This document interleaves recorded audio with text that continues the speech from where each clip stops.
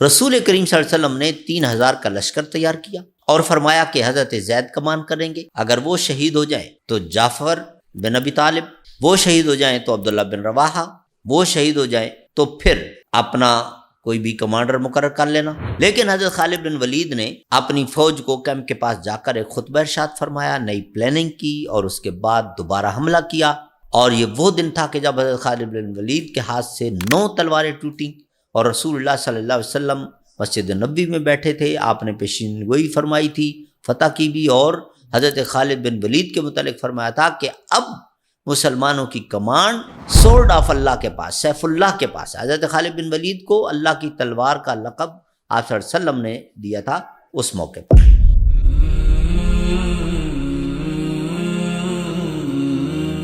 الحمدللہ رب العالمین والصلاة والسلام علی سید الانبیاء والمرسلین وعلی آلہ وصحبہ اجمعین وبعد۔ جی، تو جنگ موتا، رسول کریم صلی اللہ علیہ وسلم کو اطلاع ملی۔ آپ صلی اللہ علیہ وسلم کے متعلق غالباً ہم نے ذکر کیا تھا کہ غزوہ خیبر کے بعد آپ صلی اللہ علیہ وسلم نے مختلف حکمرانوں کو اسلام کے دعوت نامے بھیجے تھے۔ اس میں آپ صلی اللہ علیہ وسلم نے ایک خط اپنے صحابی حارث بن عمیر ازدی رضی اللہ تعالی عنہ کو کیسر روم کی طرف دے کر بھیجا تھا۔ حضرت حارث بن عمیر ازدی جب بلقاء کے علاقے، بلقاء جو اس وقت جارڈن میں، جب پہنچے تو وہاں جو شرحبیل بن عمر غسانی اس کا گورنر تھا، اس ظالم نے حضرت حارث بن عمیر ازدی کو اریسٹ کر لیا اور ٹارچر کرتا رہا اور پھر شہید کر دیا۔ اتنا غرور تھا ان کو کہ تمہیں جرت کیسی ہوئی کہ ہمیں اسلام کی دعوت دو۔ رسول کریم صلی اللہ علیہ وسلم نے 3,000 کا لشکر تیار کیا اور فرمایا کہ حضرت زید کمان کریں گے، اگر وہ شہید ہو جائیں تو جعفر بن ابی طالب، وہ شہید ہو جائیں تو عبداللہ بن رواحہ، وہ شہید ہو جائیں تو پھر اپنا کوئی بھی کمانڈر مقرر کر لینا۔ ایک بڑی فوج سے تمہارا ٹکراؤ ہونا ہے، ہمت نہ ہارنا، اللہ تمہاری مدد کرے گا اور حارث کے خون کا بدلہ لے کر تمہیں واپس آنا ہے۔ چنانچہ لشکر روانہ ہوا، جمادی الاولیٰ کا مہینہ تھا، ہجرت کا 8واں سال تھا۔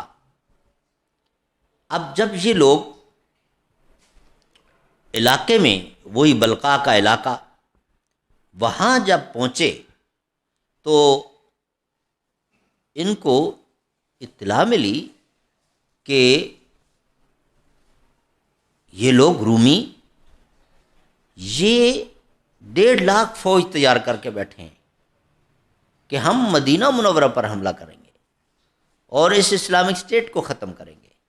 تو صحابہ کرام نے آپس میں مشورہ کیا کہ اگر بھی چند کلومیٹر کے فاصلے پر ہمیں واپس بھی جا سکتے ہیں، رسول اللہ صلی اللہ علیہ وسلم سے مزید فوج لے کر آ جائیں۔ لیکن حضرت عبداللہ بن رواحہ جو 3rd کمانڈر تھے، انہوں نے ایک خطبہ دیا، انہوں نے کہا کہ نہیں، رسول اللہ صلی اللہ علیہ وسلم نے تو اسی وقت فرما دیا تھا نا کہ ایک بڑی فوج سے تمہارا ٹکراؤ ہونا ہے، اشارہ دے دیا تھا آپ نے، اور پھر کیا ہوگا؟ مریں گے تو شہید ہوں گے، زندہ رہے تو غازی ہوں گے، پلٹنے کی بات مت کرو، آگے بڑھو۔ چنانچہ آگے بڑھے۔ اب وہ لوگ بھی خوش ہو گئے کہ ہمیں مدینہ نہیں جانا پڑا، ان کی فوج یہاں آ گئی۔ چنانچہ اب لڑائی شروع۔ پہلے حملے میں ان کا اس لحاظ سے تو پلڑا غالب رہا کہ ہمارے تینوں کمانڈر زید بن حارثہ شہید ہو گئے، اور پھر حضرت جعفر طیار، پھر حضرت عبداللہ بن رواحہ، اور اس کے بعد اب اشاروں میں جنگ کے دوران حضرت خالد بن ولید جو اسلام لانے کے بعد پہلی جنگ لڑ رہے تھے مسلمانوں کی حمایت میں، ان کو کمانڈر مقرر کیا گیا۔ حضرت خالد بن ولید کو اللہ نے بڑی صلاحیتیں دی تھیں۔ حضرت خالد بن ولید نے صورتحال دیکھ کر اچانک سے اپنی فوج کو آرڈر کیا کہ stop and come back to the camp. اچھا، اس وقت بھی مجموعی طور پر دشمن کی ڈیڈ باڈیز بہت زیادہ پڑی تھی میدان میں، مسلمانوں کے چند بندے شہید ہوئے تھے، بس صرف یہ ہے کہ چونکہ تینوں کمانڈر شہید ہو چکے تھے تو یہ بڑا لاس تھا۔ تو وہ بھی چاہتے تھے، ان کی ڈیڈ باڈیز بہت نظر آ رہی تھیں، تو وہ چاہتے تھے کہ کسی طرح کوئی بہانہ بنے کہ جنگ ختم ہو۔ حضرت خالد بن ولید نے جب اپنی فوج کو واپس بلایا تو وہ بھی واپس جانے لگے، لیکن حضرت خالد بن ولید نے اپنی فوج کو کیمپ کے پاس جا کر ایک خطبہ ارشاد فرمایا، نئی پلاننگ کی اور اس کے بعد دوبارہ حملہ کیا۔ اور یہ وہ دن تھا کہ جب حضرت خالد بن ولید کے ہاتھ سے 9 تلواریں ٹوٹیں اور رسول اللہ صلی اللہ علیہ وسلم مسجد نبوی میں بیٹھے تھے، آپ نے پیشین گوئی فرمائی تھی فتح کی بھی، اور حضرت خالد بن ولید کے متعلق فرمایا تھا کہ اب مسلمانوں کی کمانڈ سورڈ آف اللہ کے پاس، سیف اللہ کے پاس۔ حضرت خالد بن ولید کو اللہ کی تلوار کا لقب آپ صلی اللہ علیہ وسلم نے دیا تھا اس موقع پر۔ چنانچہ وہی ہوا کہ شام تک جو جنگ ہوئی، حیران کن کہ دشمن اپنی 50% جو ہے نا فوج مروا کے 75,000 ڈیڈ باڈیز میدان میں چھوڑ کر بھاگ نکلا تھا۔ ایک طرف صرف 3,000، دوسری طرف 1.5 لاکھ اور 75,000 لاشیں پڑی ہیں ان کی۔ آج دنیا یہ رزلٹ نہیں مانے گی، لیکن حقیقت یہ ہے کہ وہ لوگ کچھ اور لوگ تھے، ان کے استاد رسول اللہ تھے، اور وہ لوگ اللہ کے دوست تھے، اللہ کی مدد ان کے ساتھ ہوتی تھی۔ وہ دن میں میدان قتال میں ہوتے تھے، رات کو مسلح پر ہوتے تھے، ان کا اللہ کے ساتھ تعلق بڑا مضبوط تھا۔ آج اگر ہمارا بھی اللہ کے ساتھ وہی تعلق بن جائے نا تو کوئی سپر پاور نہیں ہے، یہ سب فراڈ ہے، یہ چند منٹوں کی بات ہے۔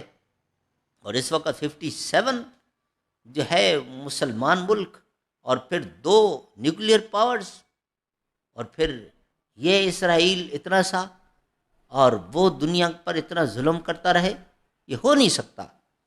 یہ صرف ہماری کمزوری یہ ہے کہ ہمارا اپنے رب کے ساتھ وہ تعلق نہیں رہا جو پہلے ہوا کرتا تھا۔ بہرحال حضرت خالد بن ولید فتح یاب ہو کر واپس آئے، رسول اللہ صلی اللہ علیہ وسلم کو روداد سنائی، اور پھر آپ صلی اللہ علیہ وسلم نے بڑا اپریشیٹ کیا۔ تو کہنے لگے اللہ کے رسول ایک اور بات اس کی بھی وضاحت فرما دیں، میرے ساتھی جب وہ لوگ بھاگ رہے تھے میدان سے تو ان کے پیچھے جانا چاہتے تھے مال غنیمت کے لیے، لیکن میں نے روک دیا تھا، شاید ان کے دل میں کوئی بات ہو، تو آپ اس پر کیا فرمائیں گے؟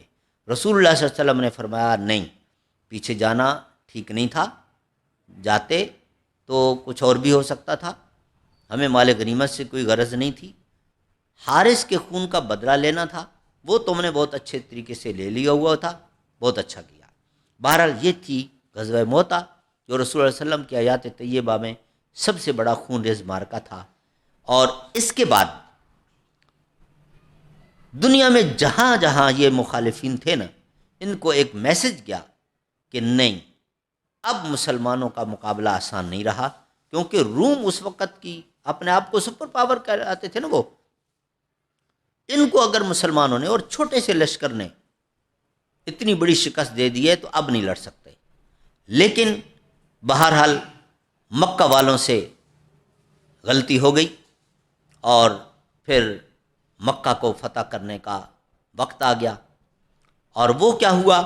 وہ یہ ہوا کہ بنو بکر قبیلہ جو مکہ والوں کا حلیف تھا، اس نے معاہدہ توڑا صلح حدیبیہ میں، جو 10 سال تک جنگ نہ کرنے کا معاہدہ تھا۔ نبی صلی اللہ علیہ وسلم کے حلیف قبیلے بنو خزاع پر اچانک حملہ کیا، بنو خزاع نے ان کو معاہدہ یاد کروایا، لیکن وہ نہ مانے۔ پھر بنو خزاع نے مکہ والوں کو جا کر ریکویسٹ کی کہ آپ کا حلیف قبیلہ معاہدہ توڑ رہا ہے، ان کو روکو۔ مکہ والوں نے اس کو ایزی لیا، بجائے روکنے کے مکہ والوں نے ان کو سپورٹ کیا۔ نتیجتاً بنو خزاع کے کچھ بندے مارے گئے اور کچھ علاقہ چھوڑ کے بھاگنے پر مجبور ہوئے۔ ان کا لیڈر عمر بن سالم الخزائی بھاگا ہوا مدینہ گیا، رسول اللہ صلی اللہ علیہ وسلم کو جا کر یہ ظلم کی داستان سنائی۔ آپ صلی اللہ علیہ وسلم نے فرمایا فکر مت کرو، تمہارے ساتھ ظلم ہوا، ہم اس کا ازالہ کریں گے۔ چنانچہ صحابہ کرام کو بھی آپ صلی اللہ علیہ وسلم کے انداز سے اندازہ ہو گیا۔ ادھر مکہ والوں نے بھی ریئلائز کر لیا کہ اب خیر نہیں ہے۔ میٹنگ ہوئی اور اس میں فیصلہ کیا گیا کہ آپ صلی اللہ علیہ وسلم سے معافی مانگی جائے اور یہ معاہدہ رینیو کروایا جائے، لیکن ڈرتے تھے کہ ایسا نہ ہو کہ جو بھی جائے اس کو دیکھتے ہی قتل کر دیا جائے، کوئی بڑا آدمی جائے۔ چنانچہ حضرت ابو سفیان جو اس وقت تک مسلمان نہیں ہوئے تھے ان کو نامینیٹ کیا گیا، کیونکہ رسول اللہ علیہ وسلم کے سسر بھی بن چکے تھے کہ حضرت ام حبیبہ ڈاٹر آف ابو سفیان آپ کے نکاح میں آ چکی تھیں، وہ مسلمان تھیں، اور غزوہ بدر ان کی وجہ سے ہوئی تھی، اور باقی اس وقت تک جتنی جنگیں ہوئی تھیں مکہ والوں کے ساتھ ان میں کمانڈر ان چیف ابو سفیان ہوا کرتے تھے، تو بڑے آدمی تھے۔ چنانچہ انہی کو نامینیٹ کیا گیا، وہ گئے پہلے تو اپنی بیٹی کے پاس، حضرت ام حبیبہ نے وہ بستر کا جو واقعہ مشہور ہے اگر سچ ہے تو لپیٹ دیا تو ناراض ہو گئے۔ پھر نبی صلی اللہ علیہ وسلم کے پاس گئے، آپ صلی اللہ علیہ وسلم نے خوبصورت جملہ ارشاد فرمایا لا یلدغ المؤمن من جحر واحد مرتين، مومن ایک بل سے دو مرتبہ نہیں ڈسا جاتا۔ بس خوبصورت جملہ آپ نے ارشاد فرمایا اور اگلی کوئی بات ہی نہیں کی۔ اب عربی تھا، سمجھ گیا، بڑی فصیح بات کی آپ صلی اللہ علیہ وسلم نے، اور بڑی بصیرت والی بات، بڑی حکمت والی بات کہ مسلمان عقل مند قوم ہوتی ہے، بار بار نہیں آزمانا چاہیے، اور کہتے ہیں آزمائے ہوئے کو بار بار آزماؤ گے تو دھوکہ ہی کھاؤ گے نا۔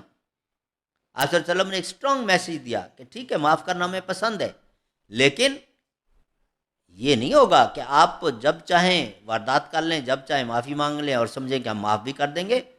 اگر معاف کرنا جانتے ہیں تو ہم ایکشن لینا بھی جانتے ہیں۔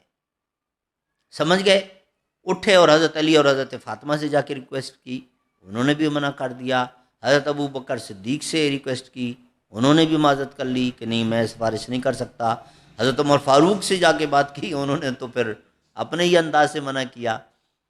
لیکن بہرحال اس کے بعد ابو سفیان جو ہے واپس پلٹے، مکہ والوں کو بتایا کہ بھئی خیر نہیں ہے۔ جو ریسپانس مجھے ملا ہے اب لگتا ہے کہ ہماری باری ہے۔ کچھ لوگوں نے کہا کہ ہم یہ کریں گے وہ کریں گے، انہوں نے کہا نہیں بچہ اب نہیں کر سکتے۔ بہرحال رسول اللہ صلی اللہ علیہ وسلم نے پھر اعلان فرمایا کہ تیاری کرو، مکہ فتح کرنا ہے۔ 10,000 کا لشکر تیار ہو رہا تھا۔ آپ صلی اللہ علیہ وسلم نے فرمایا تھا کہ اس کو کنفیڈینشیل رکھنا ہے، لیکن حضرت حاتب بن ابی بلتہ رضی اللہ تعالی عنہ نے ایک خط لکھا، اور سارا نامی ایک لونڈی، ان کو یہ خط دیا مکہ والوں کے نام اور روانہ کیا۔ رسول اللہ صلی اللہ علیہ وسلم پر وحی آ گئی کہ آپ کا راز فاش کیا جا رہا ہے۔ آپ صلی اللہ علیہ وسلم نے حضرت علی رضی اللہ تعالیٰ عنہ کی قیادت میں 4 صحابہ کرام کو بھیجا۔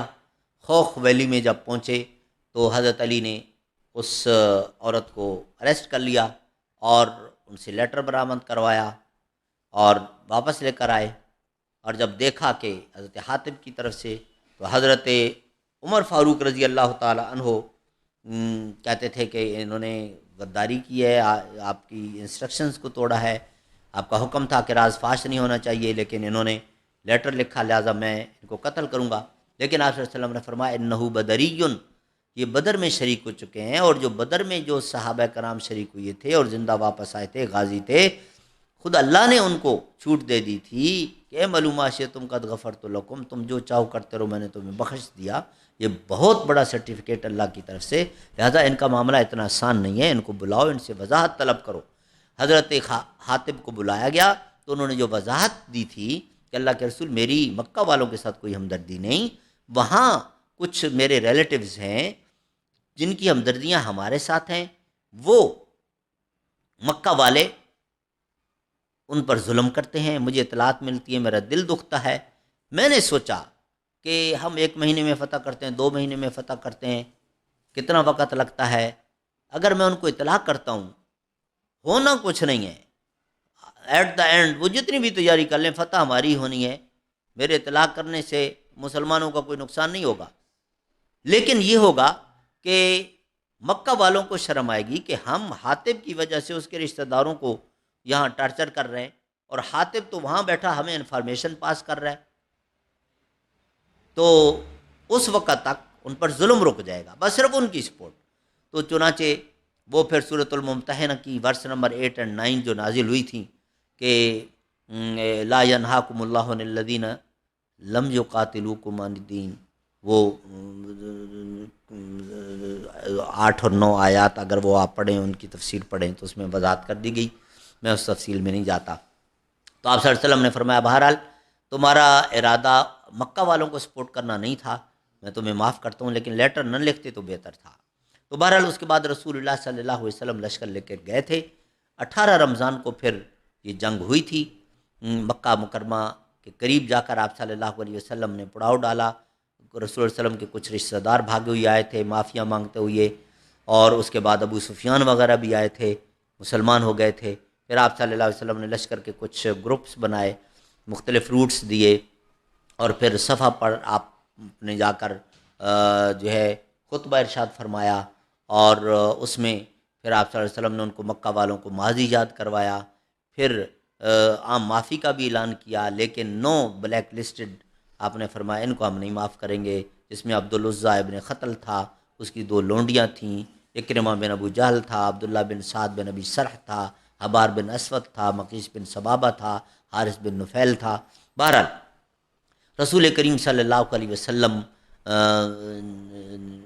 کے سامنے پھر ان لوگوں نے معافیاں مانگیں، اور اس کے بعد وہ سورہ یوسف کی آیت پڑھ دی، تاللہ لقد آثرک اللہ علینا وان کنا لخاطئین۔ تو آپ صلی اللہ علیہ وسلم نے جواب میں لا تثریب علیکم اليوم کہہ کے سب کو معاف کر دیا، لیکن بہرحال ان 9 کو کے خلاف تادیبی کارروائی کا حکم باقی رہا۔